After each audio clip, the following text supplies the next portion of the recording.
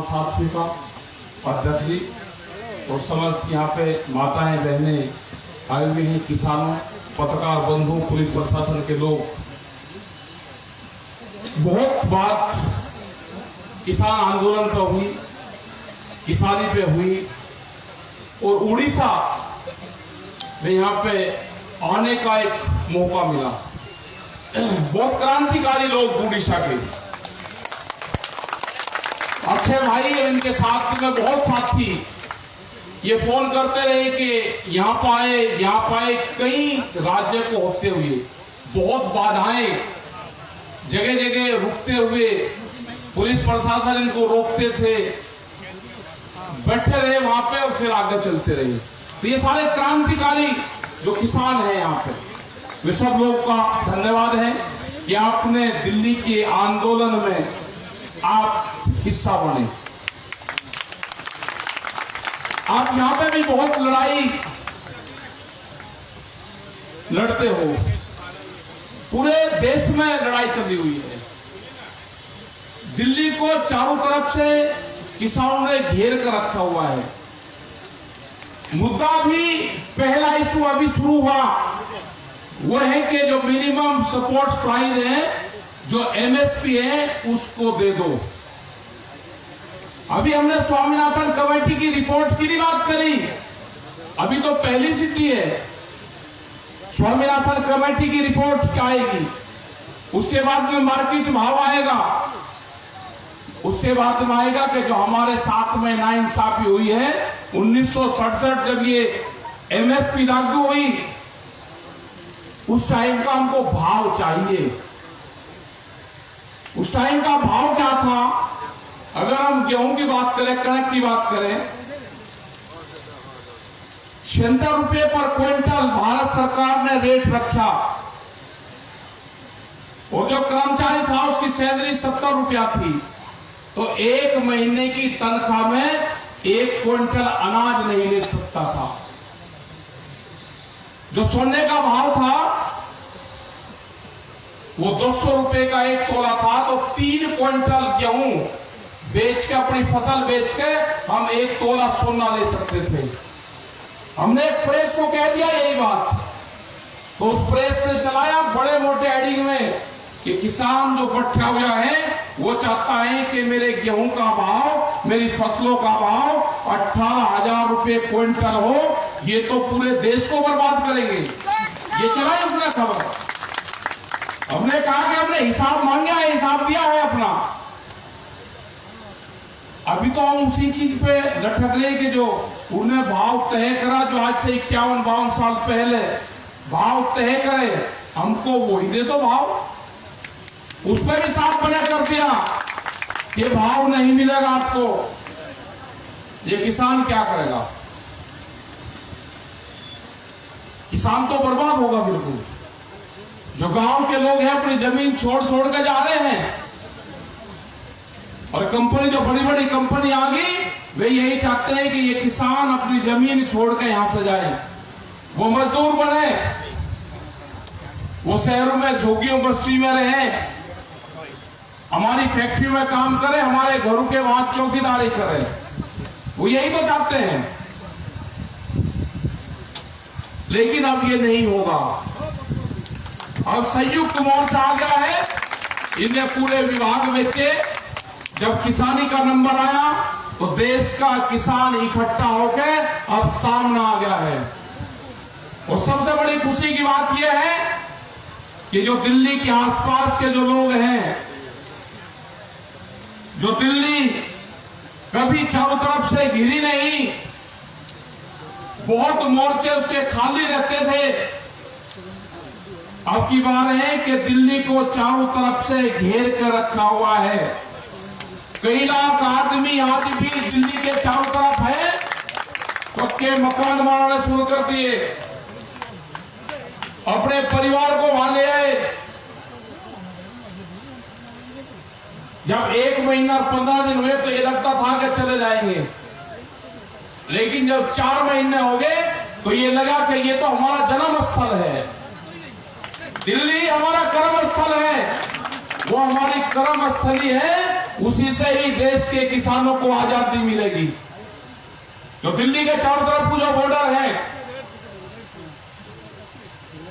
वे border मजबूत होंगे तो पूरे देश के किसान के भाग्य का फैसला उन किसानों के बॉर्डरों से होगा। घबराने की बात नहीं। अब आप दिल्ली तक अपनी फसल को लेकर नहीं जा सकते।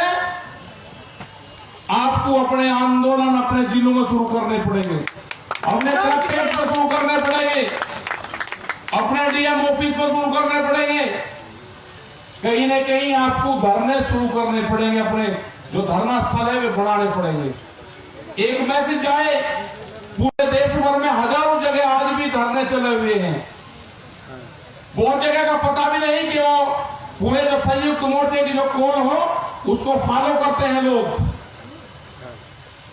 महाराष्ट्र में गए तो वहां के लोगों ने बताया कि जो संयुक्त मोर्चे की कॉल होती है हम उसको फॉलो करते हैं। राजस्थान के बहुत से जिले हैं कि वहां पर लोग बैठे हुए हैं, डीएम के ऑफिस में वहां पर बैठे हुए हैं, मध्य प्रदेश में बैठे हुए हैं, लोग धरने दे रहे हैं। जो संयुक्त मोर्चा कहता है उसकी बात को मानते हैं। सरकार अभी 2 महीने से बात नहीं कर रही। हम भी आदि हो गए। प्रेस के लोग बोलते हैं कि कब बात करोगे। हमने कहा कि हमको जरूरत ही नहीं है अभी, और हमको लगती है कि सरकार जो है वो सर्दी में गई थी किसानों के बीच से, और सर्दी में ही वापसी आएगी। तो लोग कहते हैं कि इस तरह की बात क्यों करते हो। हमने कहा कि हमारे वहां पे मेले लगते हैं,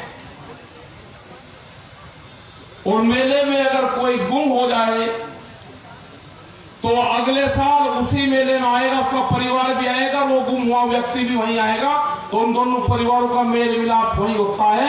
इसीलिए सरकार सर्दी में गई तो सरकार सर्दी में ही मिलेगी। तो लंबे आंदोलन की तैयारी करनी पड़ेगी हमको। देश से एमएसपी को खत्म करने का प्लान चल रहा। जो बीपीएल का जो कार्ड है ये खत्म होंगे धीरे धीरे। उनका कहना है कि जो मजदूर आदमी है, जो बीपीएल कार्ड धारक हैं, जो अनाज का वितरण प्रणाली है, उसको हम सीधा डायरेक्ट ट्रांसफर करेंगे उसके खाते में। तो खाते में उसी तरह से करेंगे जैसे गैस की सब्सिडी आपके खाते में आई। अगर पीडीएस सिस्टम देश से खत्म होगा तो एमएसपी भी खत्म होगी। अनाज बड़े बड़े जो सेठ लोग होंगे, बड़े बड़े जो घराने होंगे, जो कंपनियां होगी, उनके गोदामों में बंद होगा। जिस तरह से आलू पे हुआ, जिस तरह से दूसरी चीजों पे हो रहा है। जब फसल किसान की आएगी तो रेट सस्ता होगा।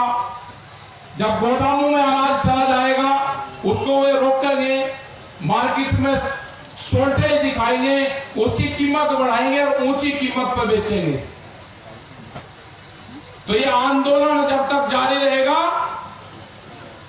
जब तक एमएसपी पे कानून नहीं बने, 3 बिल वापसी नहीं हो, अनाज तिजोरियों में बंद नहीं होगा। यह आंदोलन जब तक जारी रहेगा। रोटी बाजार की वस्तु नहीं बननी। व्यापारियों का, बड़े घरानों का रोटियों पे अधिकार नहीं होगा। और उसका सीधा उदाहरण है जो मैकडोनाल्ड है, जो ये बड़ी बड़ी कंपनी है जो फूड चेन में आई है। जहां जहां पे भी ये कंपनी आई उनसे बातचीत हुई, जिन्होंने उनकी एजेंसियां ली। अगर कोई वहां पे रुके होंगे, केएफसी, मैकडोनाल्ड्स, ये जो बड़ी कंपनी है जो खाने का सामान बेचती है, उनका जब काउंटर बंद होता है शाम को 7, 8, 9, 10 बजे, अगर खुली हुई कोई चीज, खाने का सामान उनके वहां बच गया, वो उसको किसी को खाने के लिए नहीं देते, चाहिए उसका कर्मचारी भी हो। अगर उसका एक पैकेट खुल गया गुलाब जामुन रसगुल्ले का और उसमें अगर 8 पीस है और 2 पीस ग्राहक ने ले लिए तो 6 पीस वो किसी को देंगे नहीं, कैमरे के सामने उसको कूड़ेदान में डाला जाता है। हमने उनसे पूछा भाई किसी गरीब आदमी को दे दो जो आपके कर्मचारी है, ये खा ले। कह लेगा नहीं, कंपनी का नॉर्म्स है, कंपनी में लिखा पढ़ा करना है कि किसी को बगैर पैसे के देना नहीं। तो इस तरह की कंपनियां खाने के क्षेत्र में आएगी, अनाज के क्षेत्र में आएगी और वे कीमतें लगाएगी कि आदमी को कितनी भूख लगी है, तो भूख के आधार पर देश में कीमतें तय होंगी। यह आंदोलन खाली किसान का नहीं है, यह आंदोलन उस दुकानदार का भी है जो शहरों में बैठा हुआ है, जो गांव में बैठा हुआ है, जो एक दुकानदार 100 से ज्यादा लोगों को उधार सामान देता है और उसको लगता है कि जब तनख्वाह के पैसे आएंगे तो मेरे पैसे मेरे घर पा जाएंगे, मेरी दुकान पा जाएंगे। जब किसान की फसल आएगी तो ये पैसा मुझे वापसी मिल जाएगा, वो दुकानदार भी खत्म होगा। बड़ी बड़ी कंपनी आ रही, वॉलमार्ट जैसी कंपनी आ रही, उनका टारगेट है जो साप्ताहिक बाजार आपके क्षेत्र में लगते हैं, आपके शहर में लगते हैं, आपके गांव में लगते हैं, वे साप्ताहिक बाजार खत्म होंगे। 4.5 करोड़ लोग में हैं, उनके जो अध्यक्ष हैं, उनकी जो कमेटी के लोग हैं, वे लोग मिले थे। उन्होंने कहा कि इस आंदोलन के साथ में हमको भी जोड़ लो, हम तो बर्बाद हो जाएंगे पूर्ण रूप से। 4.5 करोड़ लोग वे बर्बाद होंगे। वो जो बाजार है जो सस्ते में सामान लेके सस्ते में आम लोगों को बेचते हैं, जो 2 रुपए की कंगी, 2 रुपए का 5 रुपए का माताएं बहनें संदूक खरीदती है, वहां से दूसरी और चीजें लेती है, माला लेते हैं, वहां से खिलौने लेते हैं, वो पूरा का पूरा जो कारोबार है, वो पूरा का पूरा कारोबार बड़ी बड़ी कंपनियों के हवाले जाएगा। उसका पूरा भार आम जो गरीब लोग हैं उनके ऊपर पड़ने वाला है। तो इस आंदोलन में सबको साथ लेना है। नरेंद्र मोदी ने तो झूठ कहा कि सबका साथ सबका विकास, उन्हें तो बहकाने का काम करा प्रधानमंत्री ने। लेकिन किसानों को और मजदूरों को, दुकानदारों को, छोटे व्यापारियों को, इनको सबको साथ लेकर चलना होगा। वहां जो एक डिस्ट्रिक्ट है उत्तर प्रदेश में बागपत, उसमें एक फैक्ट्री है, ऑर्डिनेंस की फैक्ट्री, ऑर्डिनेंस की सारी फैक्ट्री बिक्री है। उन लोगों को धन्यवाद देना चाहते हैं। उन्होंने कहा कि किसानों को अगवानी करनी चाहिए। जो हमारे यहाँ पे फैक्ट्री है, यहाँ पर आके एक पंचायत करें और पहला एक फैक्ट्री के पक्ष में होगा कि ऑर्डिनेंस की फैक्ट्री को हम बिकने नहीं देंगे, अगर कोई खरीदने आएगा तो उसको खरीदने नहीं देंगे। जय किसान। हमको ये जो संस्थान है, इन संस्थानों को बचाना पड़ेगा। 26 बड़ी बड़ी जो कंपनियां थी वे बिखरी है। तेल की कंपनी, ऑर्डिनेंस कंपनी, टेलीफोन विभाग, सारे बिक्री के कगार पे है। Railways, airport.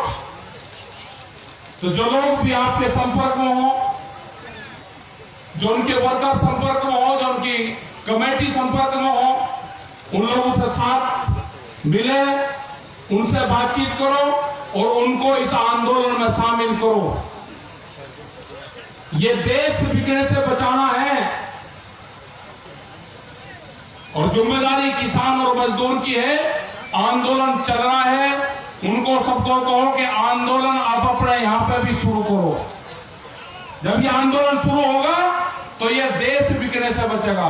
नहीं तो लुटेरे आगे देश में, ये लुटेरे हैं, लूट के जाएंगे और हमको साबित करना है कि जो देश में जो लुटेरे आए हैं, ये लुटेरों का आखिरी बादशाह शामिल हो। इससे बाद में कोई लुटेरों का बादशाह ना यहाँ पे आए। इसको यही पकड़ना पड़ेगा या से भगाना पड़ेगा। इनके नेता भी कैद में है। नेता मुक्ति अभियान भी हमको चलाना पड़ेगा देश में। बंधन में है नेता, एक घोषित कर्फ्यू है देश में, हाउस अरेस्टिंग है उनकी, वे बोल नहीं पाते। तो वो दिन दूर नहीं कि इनके लोग भी कहेंगे कि हमारे पक्ष में भी आंदोलन चला दो, नेता मुक्ति अभियान देश में चला दो। अगर ये आंदोलन भी चलाना पड़ेगा तो ये आंदोलन भी चलेगा। अपनी फसलों को लेकर निकलो और नारा रहेगा कि फसलों के फैसले किसान करेगा और सरकार से फैसले कमेटी करेगी। इस नारे के साथ में हम सब लोग आगे बढ़ेंगे। आपने यहाँ पे आए, आपका बहुत बहुत धन्यवाद। पूरी कमेटी का धन्यवाद जो यहाँ का अरेंजमेंट आप सब लोग ने करा है।